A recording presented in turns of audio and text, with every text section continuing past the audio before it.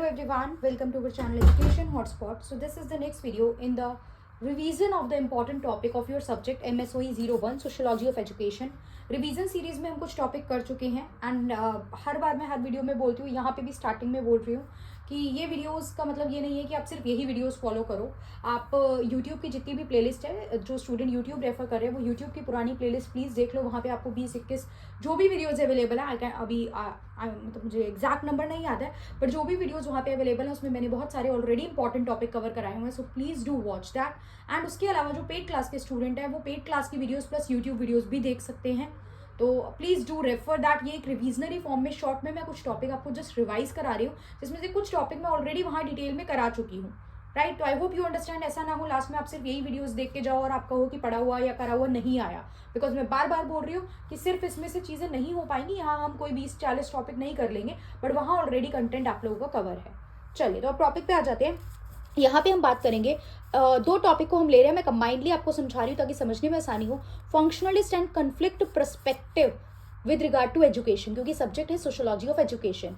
अब सोशोलॉजी को पढ़ने के बहुत सारे पर्सपेक्टिव होते हैं, जिसमें evolutionary perspective, structural functionalism, conflict, symbolic interactionism, ये कुछ पर्सपेक्टिव आते हैं। लेकिन अब यहाँ पे वो कह रहा है कि लिंक करना है हमें इसको एजुकेशन से, कि फंक्शनल पर्सपेक्टिव ऑफ एजुकेशन क्या कहता है और कॉन्फ्लिक्ट क्या कहता है। तो सबसे पहले तो आप इन दोनों वर्ड का आपको कोर मतलब पता होना चाहिए। जब भी हम किसी चीज़ को फंक्शनलिस्ट पर्सपेक्टिव से पढ़ते हैं या लिंक करते हैं तो उसका मतलब ये हो जाता है कि उस चीज़ का फंक्शन क्या है, वो चीज़ क्या पॉजिटिव कॉन्ट्रीब्यूट कर रही है, वो चीज़ क्या फंक्शन परफॉर्म कर रही है सोसाइटी में, राइट। तो यहाँ भी एजुकेशन को लेके बात है। तो फंक्शनलिस्ट पर्सपेक्टिव ये बताएगा कि एजुकेशन किस तरीके से सोसाइटी में ऑर्डर मेंटेन करने का काम कर रही है, सोसाइटी को कंबाइंड कर रखने का काम कर रही है, हार्मनी मेंटेन करने का काम कर रही है, सोशल कोहेजन का काम कर रही है। वहीं कॉन्फ्लिक्ट पर्सपेक्टिव दो चीज़ों के बीच में क्या द्वंद्व है, क्या कॉन्फ्लिक्ट है, वो जताता है। तो ये बताएगा कि कैसे एजुकेशन सोसाइटी में नेगेटिव रोल प्ले कर रही है, कैसे एजुकेशन की वजह से इनइक्वालिटीज हो जाती हैं, कैसे एजुकेशन की वजह से दो ग्रुप, जैसे कॉन्फ्लिक्ट के मेजर जो पर्सनालिटी है वो कार्ल मार्क्स है कॉन्फ्लिक्ट पर्सपेक्टिव के, राइट। तो वो इकोनॉमिक बेस पे कैपिटलिज्म सोशलिज्म बताते थे। तो यहाँ पे वो ये भी कहते हैं कि किस तरीके से, ये कार्ल मार्क्स और भी थिंकर्स हैं इसमें, बट कॉन्फ्लिक्ट पर्सपेक्टिव ये कहता है कि किस तरीके से जो एजुकेशन है वो सिर्फ रिच एंड एलीट लोगों के ही इंटरेस्ट को फेवर कर रही है, उन्हीं को और ज़्यादा एजुकेट करके उन्हीं को प्रमोट कर रही है, और बाकी जो मार्जिनलाइज क्लास है, जो डिसएडवांटेजेस ग्रुप है, वो उसकी वजह से पिछड़ रहे हैं। तो इन दोनों ग्रुप में कॉन्फ्लिक्ट हमें देखने को मिलता है। तो पहले मैंने शॉर्ट में टेबल फॉर्म में आपको बताने की कोशिश की है कि फंक्शनलिस्ट पर्सपेक्टिव कहता है कि कैसे एजुकेशन मेंटेन कर रही है सोशल ऑर्डर एंड स्टेबिलिटी को। वहीं पे कॉन्फ्लिक्ट पर्सपेक्टिव कहता है कि कैसे ये एजुकेशन जो है वो सोशल इनइक्वालिटी और हिरार्की क्रिएट कर रही है। इसमें कुछ थिंकर्स जैसे कि एमाइल दर्कीम, तलकत पार्सन, डेविस एंड मुरे हैं। इसमें कार्ल मार्क्स, पेरी बोर्ड्यू जैसे कुछ थिंकर्स हैं।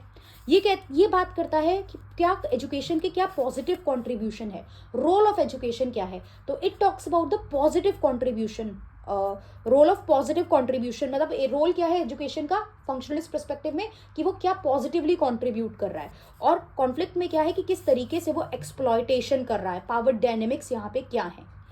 ये क्या कहता है फंक्शनलिस्ट पर्सपेक्टिव की एजुकेशन जो है वो फेयर सिस्टम है रोल एलोकेशन का, मतलब मेरिटोक्रेसी फेयर तरीके से वर्क करती है। जो इंसान मेरिट में आता है वो पोजीशन स्कोर करता है और वो एक रोल ले लेता है। लेकिन वही कॉन्फ्लिक्ट पर्सपेक्टिव कहता है मेरिटोक्रेसी मिथ है। सिर्फ आप लिख रहे हो मेरिटोक्रेसी, लेकिन मेरिटोक्रेसी उन लोगों को ही मिल रही है जिन लोगों के पास रिसोर्सेज है, जिन लोगों के पास रिसोर्सेज की रीच है, वही लोग उसका बेनिफिट उठा पा रहे हैं। तो मेरिटोक्रेसी एक सिर्फ मिथ है जो फेवर कर रहा है एलीट लोगों को। ये कहता है कि इसकी वजह से सोशल कोहेजन एंड प्रोग्रेस आती है, सोसाइटी हार्मनी में वर्क करती है। लेकिन ये कहता है कि इसकी वजह से, एजुकेशन की वजह से सोसाइटी में इनइक्वालिटी आती है and feeling of alienation derive होती है, बिकॉज कुछ लोगों को एजुकेशन मिल रही है and they are getting the good position, education, jobs, whereas कुछ लोगों को उसकी रीच नहीं मिल पा रही है, तो वो एलिनिएटेड फील करते हैं। तो ये फंक्शनलिस्ट एंड कॉन्फ्लिक्ट पर्सपेक्टिव की आइडियोलॉजी है। अभी और डिटेल में मैं थिंकर्स के कुछ एग्जांपल भी इसमें आपको दे रही हूँ, बट हाँ, हो सकता है सिर्फ फंक्शनलिस्ट पर्सपेक्टिव से क्वेश्चन पूछे, हो सकता है सिर्फ कॉन्फ्लिक्ट पूछे। तो आप अकॉर्डिंगली डेटा पिक करके इस आंसर में जो मैं समझा रही हूँ आप अपने आप लिख लेंगे, और हो सकता है किसी क्वेश्चन में दोनों पूछे तो आप मर्ज करके चीज़ों को एक्सप्लेन करेंगे। मैंने पहले टेबल बना दी है, फिर मैं 1 बाय 1 एक्सप्लेन करूंगी, बट आप पहले एक्सप्लेन करेंगे, फिर बाद में अगर दोनों पूछे गए हैं फिर इस तरीके की टेबल आप ड्रॉ कर सकते हैं, राइट। आप लोग स्टार्टिंग में अगर दोनों पूछ रहे हैं तो टेबल ड्रॉ नहीं करेंगे। फंक्शनलिस्ट क्या कहता है? फंक्शनलिस्ट फोकस करता है पॉजिटिव एस्पेक्ट ऑफ एजुकेशन पे और कैसे सोसाइटी में social order, cohesion and progress maintain रहता है। अगर फंक्शनलिस्ट पर्सपेक्टिव सॉरी आपसे पूछा जाता है तो आप ये जो भी पॉइंट मैंने फंक्शनलिस्ट पर्सपेक्टिव के बताएं, you will explain all these point, right. फिर ये क्या क्या फंक्शन परफॉर्म कर रहा है? सबसे पहली बात, ये सोशलाइजेशन का काम करता है। आप एक दो लाइन में सोशलाइजेशन को भी एक्सप्लेन करोगे कि सोशलाइजेशन मतलब किस तरीके से ट्रांसफर हो रही है वैल्यू, नॉर्म्स, नॉलेज। फैमिली से स्टार्ट होता है, फैमिली मेजर रोल प्ले करती है, नेबरहुड ने मेजर रोल प्ले करता है, स्कूल मेजर रोल प्ले करता है एक बच्चे को सोशलाइज करने में, कि बच्चा सीख रहा है कि उसे सोसाइटी में कैसे एक्ट करना है। तो वो फैमिली से सीखता है, अपने नेबर्स से सीखता है, स्कूल में जाके टीचर से सीखता है, अपना जो फ्रेंड सर्कल एक पीयर ग्रुप बनता है उनसे ये सब चीजें सीखता है। तो ये होता है सोशलाइजेशन। ये आप लिखोगे कि yes, education play a very important role in socializing the child. एक बच्चे को, एक चाइल्ड को सोशलाइजेशन में जो है वो बहुत इंपॉर्टेंट रोल प्ले करता है। और ऐसा नहीं सिर्फ बच्चे का सोशलाइजेशन होता है, सोशलाइजेशन एक नेवर एंडिंग कॉन्टिन्यूस प्रोसेस है जो आगे तक भी चलता रहता है। अब हमारे जो फंक्शनलिस्ट पर्सपेक्टिव के एक थिंकर है एमाइल दर्कीम, वो फंक्शनलिज्म के बारे में और बहुत सारे टॉपिक के बारे में डिटेल में बात करते हैं। लेकिन ये सब्जेक्ट एजुकेशन है, ये क्वेश्चन एजुकेशन से रिलेटेड है, तो हम सिर्फ एक ही लाइन लिखेंगे कि एजुकेशन के बारे में ये क्या जिक्र कर रहे हैं, राइट। तो ये बात करते हैं कि कैसे एजुकेशन हेल्प करती है लोगों में कलेक्टिव कॉन्साइंस ब्रिंग करने की, लोगों को कलेक्टेड फॉर्म में रखने की, लोगों को ऑल टुगेदर रखने की, राइट। फिर एजुकेशन से स्किल डेवलपमेंट होता है, आप ये लिखोगे। आप इसमें लिख सकते हो, पहले स्किल डेवलपमेंट बताओगे कि एजुकेशन के थ्रू जो है स्कूल्स जो है वो skill development and skill enhancement में भी मेजर रोल प्ले करते हैं।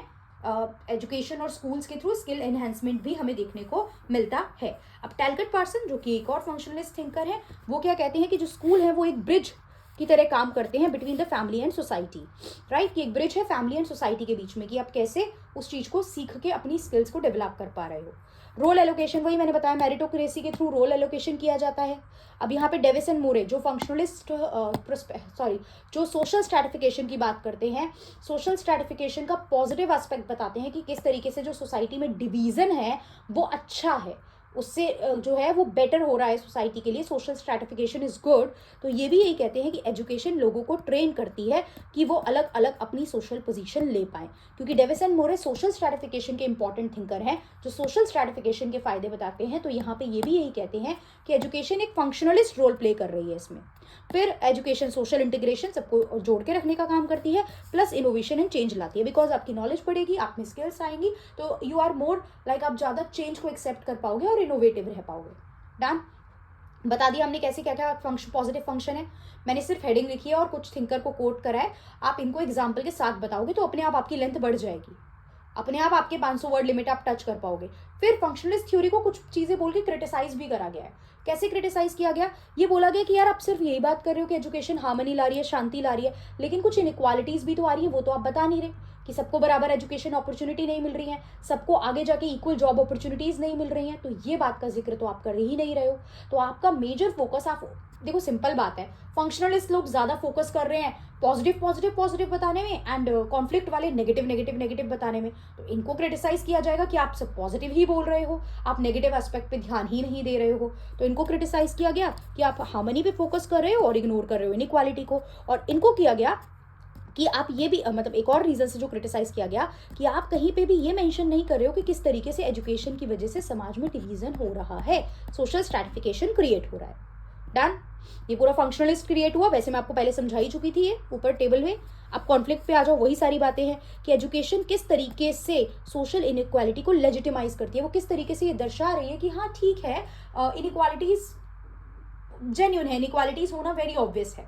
तो ये कॉन्फ्लिक्ट पर्सपेक्टिव के लोग कहते हैं कि ये बताती है कि किस तरीके से एजुकेशन जो है वो सिर्फ डोमिनेंट क्लास, जो पावर में क्लास है, उनको सर्व कर रही है, और बाकी जो डिसएडवांटेजेस एंड मार्जिनलाइज क्लास के लोग हैं उनको, उनके इंटरेस्ट पे ध्यान ही नहीं दे रही है, जिस वजह से सोसाइटी में पावर इम्बैलेंस क्रिएट हो रहे हैं। अब मैंने बताया ना, कॉन्फ्लिक्ट जो है वो नेगेटिव एस्पेक्ट की बात करेंगे कि जो कैपिटलिस्ट लोग हैं, जो कुछ लोग पूंजीवादी लोग हैं, समाज के उन्हीं को फायदा हो रहा है, बाकी लोगों को फायदा नहीं हो रहा है।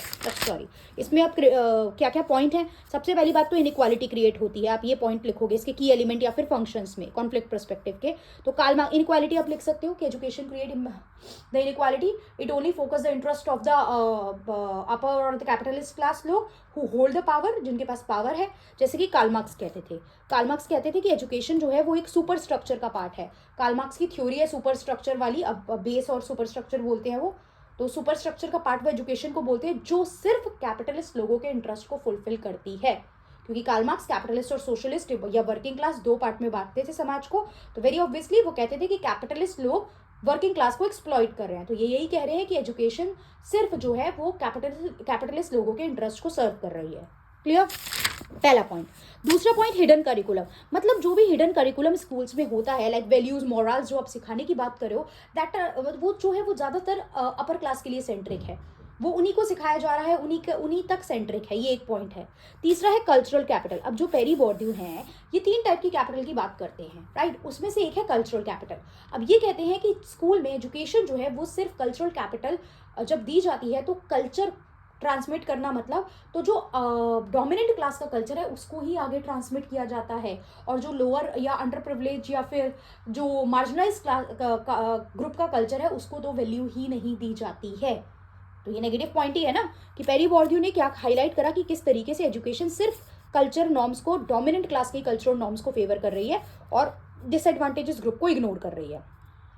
मेरिटोक्रेसी एज अ मिथ, ये भी इसका नेगेटिव पॉइंट है कि आपको लग रहा है मेरिटोक्रेसी एक्चुअल में मेरिट के बेसिस पे तो यहाँ पे चीज़ें है ही नहीं, क्योंकि रिसोर्सेज का रीच जो है, रिसोर्सेज जो होल्ड कर रहे हैं, पावर इम्बैलेंस है, रिसोर्सेज एलोकेट प्रॉपर नहीं है, रिसोर्सेज ज़्यादा जो है वो सिर्फ डोमिनेंट क्लास होल्ड कर रही है, बाकी लोगों को वो रिसोर्सेज यूज करने का राइट ही नहीं है। तो फिर हाउ विल दे, मतलब जब वो रिसोर्सेज ही यूज नहीं कर रहे हैं, दे आर मतलब उनके पास रिसोर्सेज का एक्सेस नहीं है, तो फिर वो उस चीज को बेनिफिट लेके समाज में अपलिफ्टमेंट कैसे कर पाएंगे। इसीलिए मेरिटोक्रेसी का फायदा जो है, जो मेरिट सिस्टम है, उसका फायदा कहीं ना कहीं जो डोमिनेंट ग्रुप है उन्हीं को मिलता है। तो ये मेरिटोक्रेसी जो लिखा हुआ है मेरिट बेसिस, वो सिर्फ एक मिथ ही है, एक भ्रम है ये चीज जो है, राइट? ये पॉइंट आप एक्सप्लेन करोगे, मैं बता रही हूँ कि आप क्या क्या लिख सकते हो, मैं हेडिंग दी है यहाँ पे आपको, फिर आप इसको एक्सप्लेन करेंगे अपनी लैंग्वेज में। Role of ideology, again the ideology of the dominant class को आगे लाया जाता है और उसी को आगे जो है ट्रांसमिट किया जाता है, उन्हीं की आइडियोलॉजी पे बात की जाती है। अब इसको क्यों क्रिटिसाइज किया जाता है? क्योंकि ये ज़्यादा नेगेटिव एस्पेक्ट पे बात कर रहा है, ये पॉजिटिव बात कर ही नहीं रहा है। ये कह रहा है एजुकेशन से स्ट्रैटिफिकेशन होता है, इनइक्वालिटी होती है, एक ही कल्चर को प्रेफरेंस मिलती है, मेरिटोक्रेसी सिर्फ नाम की चीज़ है। तो ये तो सब नेगेटिव बातें कर रहा है। दूसरा, ये एजुकेशन का कि एजुकेशन से किस तरीके से सोशल मोबिलिटी और एम्पावरमेंट हो रही है, ये उस पर बात कर रहा है, मतलब उसको तो जिक्र ही नहीं कर रहा कि किस तरीके से एजुकेशन एम्पावर करने की बात कर रही है। अगेन जब नेगेटिव चीज़ों पे बात कर रहा है तो पॉजिटिव तो इग्नोर ही कर रहा है ना। तो सोसाइटी में मोबिलिटी आ जाती है, सोसाइटी एम्पावर हो जाती है, सोसाइटी में ग्रोथ होती है, ये इन सब एस्पेक्ट को इग्नोर करता है। डन। फंक्शनलिस्ट आएगा तो फंक्शनलिस्ट का मीनिंग कुछ थिंकर्स, क्रिटिसिज्म, कॉन्फ्लिक्ट आएगा तो उसका मीनिंग, जो मैंने टेबल बनाई है आप उस टेबल को भी यूज करोगे। वैसे तो मैंने यहाँ पे शॉर्ट में ये देखो इसका मीनिंग लिखा है, बस इतना यहाँ पे कॉन्फ्लिक्ट का और यहाँ पे फंक्शनलिस्ट का, बट आप स्क्रीनशॉट भी ले सकते हो, स्क्रीन में नॉर्मली आपको बीच में शो भी कर रही हूँ। लेकिन अगर फंक्शनलिस्ट आता है तो आप ये यूज करोगे, कॉन्फ्लिक्ट आता है तो ये सारा पहले इंट्रो में यूज करोगे, फिर उनके फीचर्स और की एलिमेंट यूज करोगे। और दोनों साथ में आते हैं तो पहले ये एक्सप्लेन करो, फिर ये एक्सप्लेन करो, और फिर एट लास्ट जाके आप इस टेबल को बना सकते हो to compare. Clear? I hope the topic is clear. कोई कंफ्यूजन इस टॉपिक में इसके बाद नहीं बचेगी। बेनिफिट हो रहा है तो डू लेट मी नो। कोई और डाउट है तो वो भी बताइए। जो डाउट मेरे पास स्टूडेंट के आ रहे हैं, ये भी एक स्टूडेंट का ही डाउट था, तो मैंने इस पर वीडियो पहले बना दी है। तो अगर किसी को कोई और भी डाउट है आप मुझे बताइए, I will try to make a video on that. और अगर पॉसिबल होगा कोई छोटा मोटा डाउट होगा तो मैं उसको डिफरेंट तरीके से डील कर लूँगी। Okay, so that's all. Thank you everyone, see you in the next video.